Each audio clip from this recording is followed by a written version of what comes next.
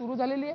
आता जरी आपण आतमध्ये पाहिलं तर कौटुंबिक जरी भेट असली तरी दोन्ही जे एकंदरीत पदात नेते आहेत ते दोन्ही पक्षाचे जे ते अजय काही क्षणांसाठी तुम्हाला थांबवते। आपण उजवीकडची दृश्य जी बघतो आहोत ती मुख्यमंत्र्यांच्या घरचा गणपती त्याची दृश्य आहेत ही आणि आरतीला सध्या सुरुवात झालेली आहे।